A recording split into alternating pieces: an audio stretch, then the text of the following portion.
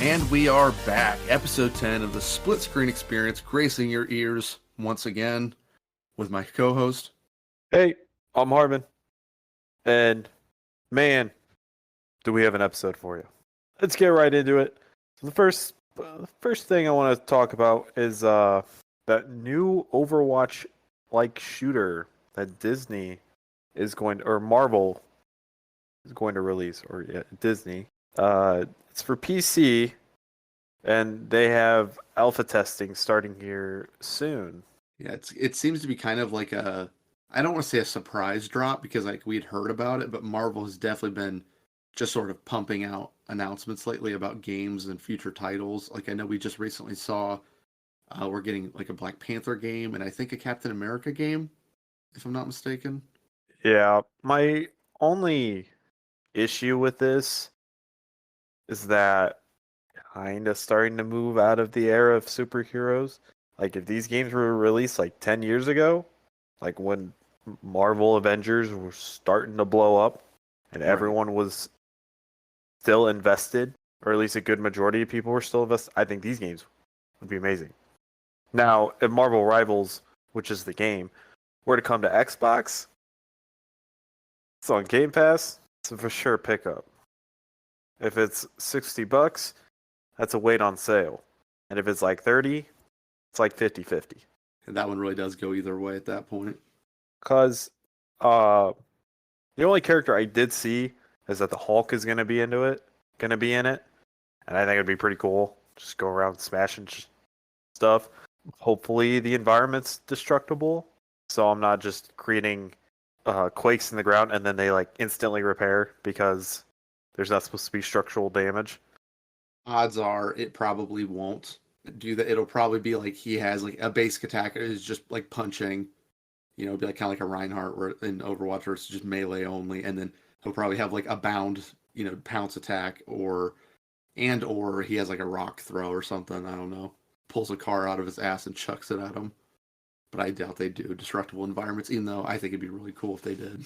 I think we're in the market for a new Overwatch-like game, especially since Overwatch has kind of been falling off, especially with them decreasing 6v6 to 5v5 and canceling all PvE content, which was the whole the whole selling point of them releasing Overwatch 2. So I think if this game at least has half the stuff that it says is going to have with the promise to have more, and if we at least have like a decent roster, like if it's just like Captain America, like Team Captain America and Team Iron Man, like from Civil War, and that's it, the game's not going to do good. But if you have like an extended cast, Right. like did you ever play the game Ultimate Alliance? I absolutely did. Great game. If they were to have like a third of that roster, That'd be insane. it'd be insane. And then eventually have close to the same size as the roster from Ultimate Alliance. Great game. Great game, by the way. I think Marvel Rivals would have a legitimacy to being a contender. Yeah, it definitely rides on how creative are they going to be with the roster, and then on a technical side, how tight is the gameplay? Because we can have it flavored to be whatever we want. It could be a Star Wars shooter of the same variety, but if the gameplay is not very good, if the hit register is really bad, I don't even think we're going to have a conversation about it in 6 months. Obviously, this is just we have to wait and see, but as long as they create like good, tight gameplay and have a pretty decent roster at launch, I think they have a shot. I mean, like you said, Overwatch 2 has definitely been on the mend or on the decline because they've just fallen through on pretty much every single concept that Overwatch 2 was supposed to be. Yeah, one can only hope because I've sank countless hours in Overwatch 1. And I really enjoyed the game. I started to fall off towards the end because like my group of friends just didn't play the game because they didn't have it. And the Right. group I did play it with, they started moving to PC or school started getting the best of them and they wanted to just focus on school. Like we started losing touch with each other, so we didn't play Overwatch as much. So And I hated playing by myself, so I really felt like there was no reason for me to continue playing until I could get another group of people. Right. See, for me, like Overwatch 1, my decline was when the content started to become like a drip instead of a flow. And the argument was, well, we're slowing down our content because we're working on a new game that'll have a story mode and all these other things. And look at what we just said about Overwatch 2. You simultaneously killed two projects in one move. I mean, Overwatch didn't have like great content release considering what it took a year before we got Ana, who was like the first hero, if memory serves right. It was like 3 or 4 months. It wasn't a year. It felt like a really long time with just like almost no content because like we got like Eichenwald, then I think we got her, and then I think Sombra after a while. But then it just kind of seemed like they were like, oh, don't worry, Overwatch 1 and 2 are going to coexist, and then that wasn't true anymore. Then Overwatch 2 is just going to be on Overwatch 1. Overwatch 1 will cease to, function. You have to play 5v5, and it definitely creates a space where maybe Disney saw what was happening with them and decided to make a play for that kind of content void. Which I don't even know. Do we know who the developer is for it? I'm not too sure, but from the NetEase is and the announcement notes that the team includes veterans from Call of Duty and Battlefield series. So far, there's no word of console version, which may simply be due to the PC version entering alpha testing. So we're still a decent away from the game actually being released. Right. But it does say it has a roster of more than a dozen playable characters from the teams of Avengers, X-Men, and Guardians of the Galaxy. Yeah, they definitely need to lean into those other branches instead of it can't just be the MCU lineup of like you said, Iron Man, Cap, Thor. It can't just be them. You gotta have some X-Men. Throw like Beast in there, Gambit, those kinds of people. Do some Guardians. Yeah, I think those are great calls. I saw Doctor Strange in one of the promotional things, so I know he's there, which that makes me happy. So Yep, him and Luna Snow. Doctor Doom is supposed to be like the antagonist, so you can probably count on him being there. Mm-hmm. And apparently there's going to be team up skills. Like in the trailer, you could see Rocket Raccoon riding on Groot's back, and Hulk providing gamma energy to give Iron Man's repulsors some extra strength. Oh, that's interesting. Third person. It is going to be in third person. Now that I say it, kind of makes sense. Yeah, I suppose. And there will be destructible environments like Asgard and Tokyo 2099. So I don't know if that means that it's already destructed or blown up, or you can blow it up. If it is, I imagine it would have to be fairly low destruction. Like it wouldn't be like Battlefield level, I'd imagine, because a lot of these maps would not function. I have the trailer pulled up, and it's got a lot going on. I mean, so it feels like more multi-dimensional stuff, obviously. And they hope to add new characters and new maps at a regular pace, which we see how that's gone in previous games, but hopefully can at least try. Right. And we have to just look and see, like, there's a lot of other factors, like, is it like a free-to-play game and it's going to be heavily microtransaction reliant, or is it a full-price title with obviously some incentive for cosmetics? Because I'm sure we'll see, like, if you're playing as Iron Man, you'll have the ability to purchase a different Mark version of the suit. Maybe you can get the Mark 1, like, that'd be cool. Bring back loot boxes. Let me level up and get a loot box. Yeah, encourage me to play, because I saw someone arguing with about their so Overwatch came out and made a comment about what they're planning to do to try to fix their mess, and one of the things people were saying, like, yeah, bring back loot boxes, and there's a guy going, oh, they can't because it's gambling. It's like, it's only gambling if you can buy them, so just don't let you pay for them. Exactly, just don't let the consumers buy loot boxes, and you're pretty much golden. Yeah, this is a great system. Any game that's like, every time you level up or prestige or whatever, you get a free cosmetic, chance to get something you really want. I inherently will put more time into those because if I can get it for free, I will try to because I don't want to shell out money to these multi-billion-dollar snobs all the time. And it seems to be good because don't you want high player counts for these types of games so you can tell your shareholders like, look, we did something good. That's how I would look at it. Kind of jumping ship to a different game developer. Uh, Larian Studios unfortunately announced that Baldur's Gate 3 will not be getting a DLC, and there will not be a Baldur's Gate 4. What are your thoughts on that one? I'm upset, like most fans who loved the Baldur's Gate 3 and those who got to play the other two before. I unfortunately did not, but no, I don't want to say that. That's a spoiler. Basically, it kind of leaves off where more can happen. So I don't know if that's like was supposed. Well, now it's just open interpretation. Like, well, what do you want your characters to do in your head canon? Like, while there is closure, there's still more that you want to do. So I was hoping that we could still get more, maybe up the level count to 16 and let you play as the characters who have beaten the game. Kind of like what Solasta did with a DLC. Like they extended it up to 16. They allowed you to play as the party that beat the game, or they allowed you to create your own party, a different party that could only be used for that campaign alone.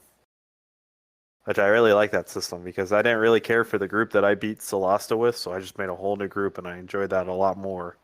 And I'm just kind of disappointed. Like I wanted more races, more sub races, more classes, subclasses, domains, gods, goddesses. I just wanted more stuff to do. It's D&D.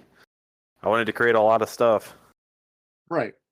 Which I've seen people being like, "Oh, good for Larian because they got out before before they start milking it, whatever." And to me, content like that isn't milking it, especially if it's coming out way later. Because I mean, at this point, by the time we're going to get the next major update, based off them talking about when that mod support's going to come in, will be around the time of it's been a year since the game came out.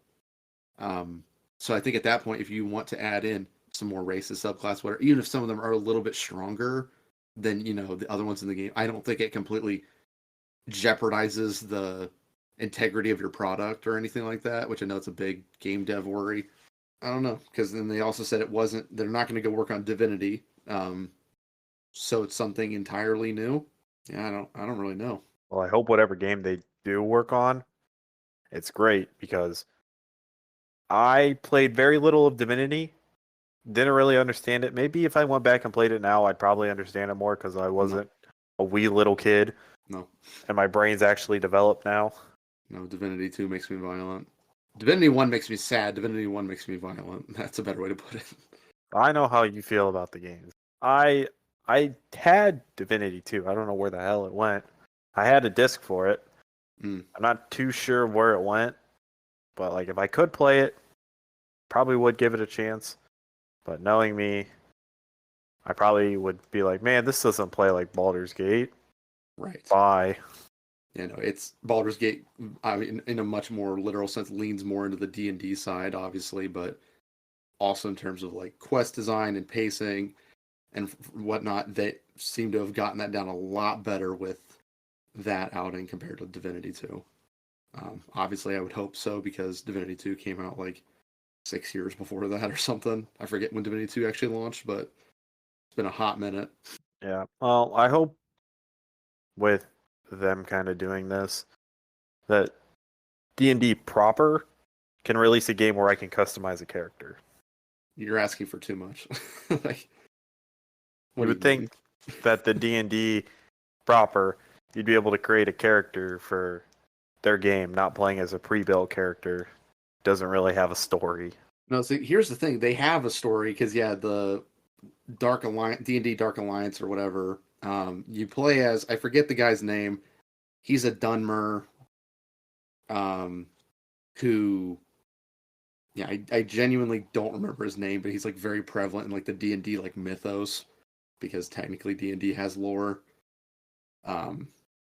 And it was like, you want to play as him or some other people? And I was like, I'll at least give it a shot. And then the gameplay was also horrible, and not on top of not being able to make a character, it also just played like fucking garbage. Like, Yeah, it's a shame.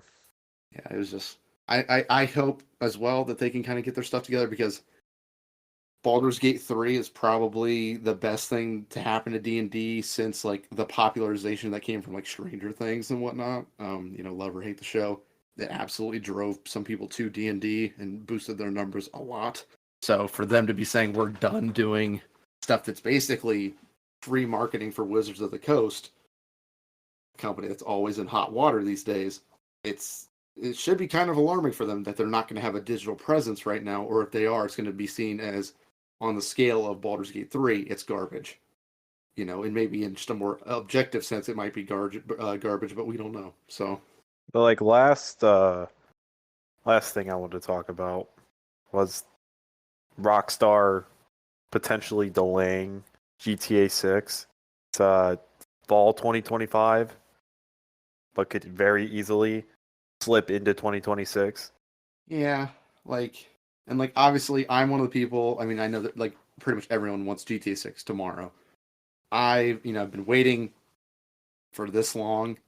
If it's another 8-month delay or whatever it ends up being, or 12-month delay, at this point, I'll just wait because I know they're cooking over there from everything we've seen, and also that hopefully means we get a couple extra trailers to kind of supplement a release, which will give us new things to kind of dissect and fanboy over for a bit. Obviously, I want it to happen, but also I want the game to be the best version of itself, because otherwise, the wait we've had isn't going to be worth it if they rush it right at the finish line. So, Right. Yeah, as we saw with Cyberpunk, they kept having release dates, and then that release date was later and later and later until people were like, is this game even going to come out? and then it came out, and it wasn't done still. No, it wasn't done. And people are like, well, what the hell? We waited all this time. Again, if Cyberpunk would have launched in the state it's in now, it could have been a game of the year, at least contender. I'm not, and depending on the year it came out, it might have won. But we've had a pretty strong set of years for game of the year lately. But it actually plays, and for the people who are like big fans of that aesthetic and like world, you know, it's awesome for them. I'm not the biggest, general fan of the concept, but there's no denying the fact that the game has improved greatly. Oh, yeah.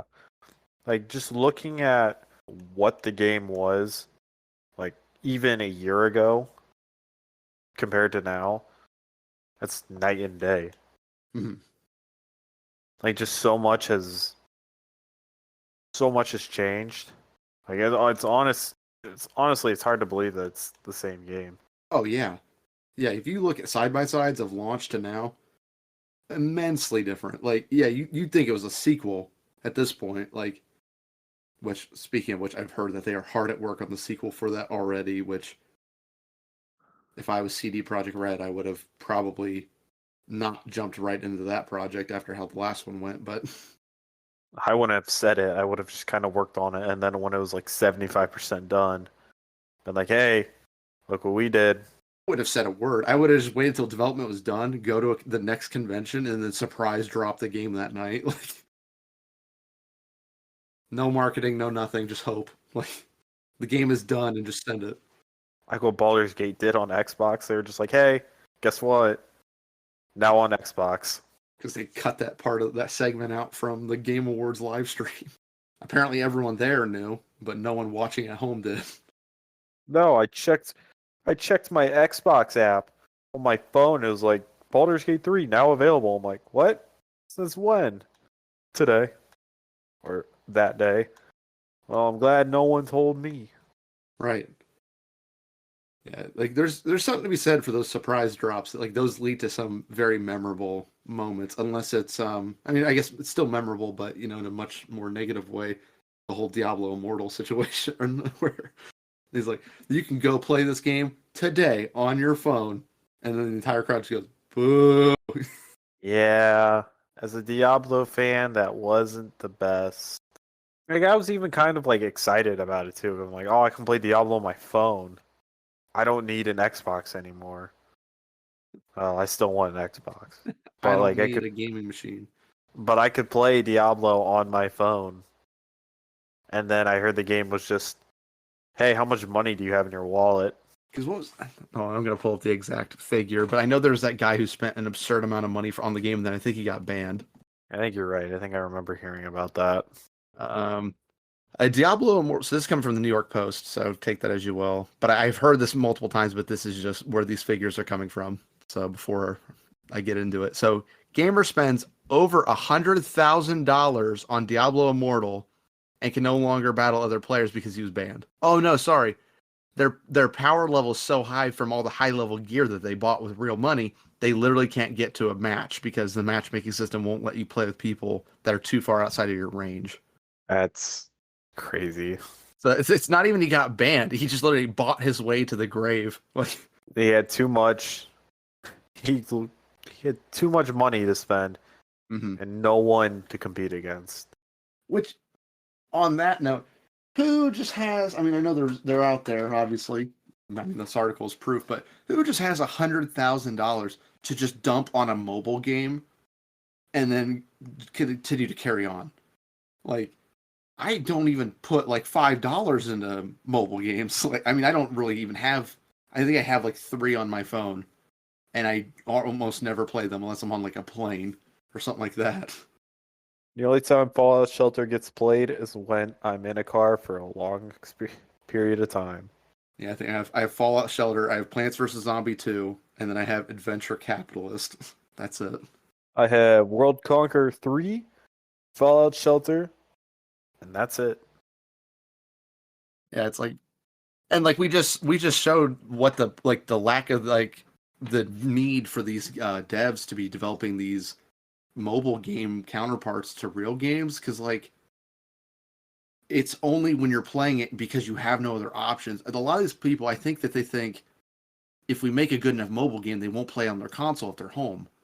And it's like, if I'm home, I'm not playing on my phone like that. At least not for an extended period of time. Maybe in the bathroom, like, it's like if I'm going to settle in for, a long haul, then, maybe. But it's not going to supersede, Xbox or a PC or a Switch or anything like that. No, just no way. It's just mobile games are exclusively there for when you have nothing else to do, but you kind of want to play on something for like 15 minutes or like maybe like an hour-long car ride.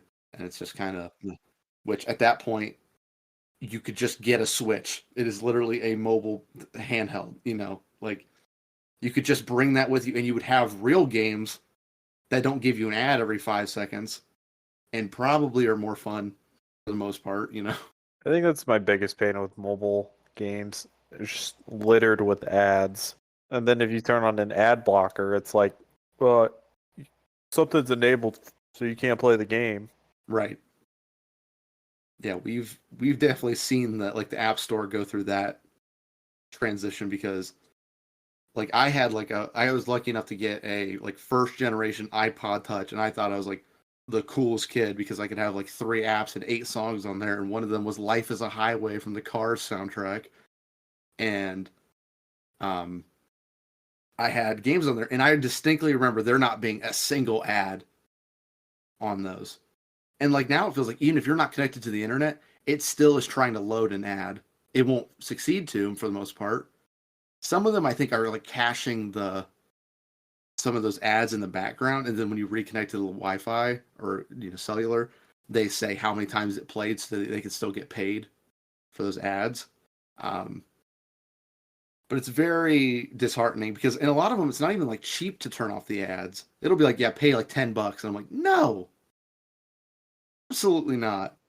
I'm not paying $10 for a mobile game. Right. They should be like $1. It should be literally 99 cents to turn off ads. And at that point, I would probably turn off for ads for like the 3 games that I have. Pretty much. They are third-rate applications, and I will treat them like third-rate citizens. It's just I don't think that I should be spending more. I mean, because like you can get games on actual platforms for less than $10. Are they like great games necessarily? Sometimes. I mean, if they're old games, you can get a legitimate game for like less than $9.99. I mean, Dragon's Dogma 1 goes on sale all the time for $5. So much better deal than spending 10. And that game is definitely not worth $10. That game's worth or $5. That game's worth a lot more. Yeah. It's a fun game. No, Like absolutely. I'm still in the early stages of it, but man, I wish I knew what the story was because it's a lot of fun. I'm just going around killing goblins and wolves and bandits right now. I can't wait to go kill a dragon. Well, I'm not gonna kill it. It's gonna kill me. Which, speaking of Dragon's Dogma, we could talk about that situation. Yeah, I've seen from what I've seen, most people have been blowing it out of proportion. Like, yeah, Yeah, there's there's the microtransactions to do some stuff, but for the most part, it's been kind of people just kind of blown out of proportion. yeah, it definitely has been because, like, obviously neither of us have it. So, for the record, let me state that now. Neither of us have it or planning on getting it right now. I think we're both kind of in wait, trying to letting it kind of settle. But yeah, for the most part, it seems like those microtransaction things are blown out of proportion. However, it is annoying to see them in the first place because they're so pointless in a $70 title. I mean, because like if you saw like Starfield launch and it had like one where it's like if you pay $3, you can already have a fast travel point on Mars or whatever. Like that would have been like, what the hell? Like it's not even like it's worth it to really do because obviously like within Starfield, if for those who haven't played, you can get to Mars within like probably like I don't know like 2 hours of playing, maybe a little less, maybe a little more, and like it just feels weird to offer that in a full price title. And there are some things that are very much more real problems that kind of got overshadowed by the microtransaction thing. Like the game is not optimized. It literally does not work for people on PC. I watched the stream of Moist Critical trying to play it, and this is my first instance of this. His stream crashed probably 20 times within, or not his stream, but the game crashed about 20 times in an hour and a half section before he gave up and went and played Siege. And then I started looking around, and I was like, is this a more widespread thing? Most people on PC can't play it, or it's frying out their GPU, or just crashing because there's some sort of like memory leak somewhere going on, and it overloads your RAM, and you just crash. Which like that's a genuine problem if one of your major platforms that you're offering a game on just doesn't work. You can't expect to make money if your game doesn't work. Yeah. And like I'm all for developers saying, "Hey, we can't launch like 5 versions of the game all in one day. Like we can't do an Xbox Series X, Series S, PC, PS5. I don't think this supports PS4 anymore. So 4 versions, whatever. Maybe it comes to Switch. Most don't. So we'll say 4. The odds of you getting 4 different builds of a game to all work perfectly on the same day, fairly low. I would probably target like Xbox PC or Xbox PlayStation because you either have the Microsoft connection between them or you have the console mindset between them. To where I'd rather you say PC will launch next month. This will launch on Xbox 3 months after PS4. You know, something like that. To me, that makes sense. I would rather you say it's just not in the cards for us to get all these versions out all at once. And again, Xbox is part of that problem where we have the little brother console, the Series S, which I want to smash with a hammer. But that's a different conversation. It tries its hardest. Yeah, it was the limiting factor behind why we didn't get Baldur's Gate 3 when everyone else did. Was because they couldn't get split screen local to work on the Series S, which I hate to be the bearer of bad tidings, and I know this goes against what we said on our couch gaming episode. But for a game like that, the last thing I want to do is play Baldur's Gate 3 on a couch next to someone else. That sounds horrible. Right. I don't know how it plays. Like I don't know like if it's like you can't go farther until everyone else does, or if it kind of like you get half a screen. Right. I don't know how it plays. Yeah, I've not seen anything about it. That's how little that feature was used because I've never seen anyone talk about it on the internet. You know, I've never seen a Reddit post, YouTube comment about it, YouTube video about it. I've never seen a Twitch stream of using it. Like, it just seems like an awkward feature, you know? Right. But yeah, hopefully Dogma 2 gets kind of wrap back around to that. Hopefully Dogma 2 gets fleshed out a little bit more because I would like to play it. I did enjoy the first one. Yeah, it just needs to kind of bump up some of those technical issues. I will look past the microtransaction thing. It is just very scummy, but it is Capcom. I don't expect a whole lot out of them in terms of like taking the moral high road. Um, they'll pretty much grab a buck wherever they can. But I think this might shoot them in the foot a little bit in terms of the PR of the game. I think that'll definitely hurt sales. I mean, even if it was the people kind of talking out their ass in terms of the severity of the situation, about the transactions, it will still hurt them. And I think in the court of public opinion, they will probably already have lost by now, which is unfortunate because what I've heard about the story is it's really good. It's just layered with other things that are kind of not good. So, yeah, that was my thought process. But I think that's where we're going to wrap it up for this episode of the Split Screen Experience. As always, I'm your host, Harmon, joined alongside Andrew. Be sure to check us out on both YouTube and Spotify. Right. And we'll see you next week. See you, everybody.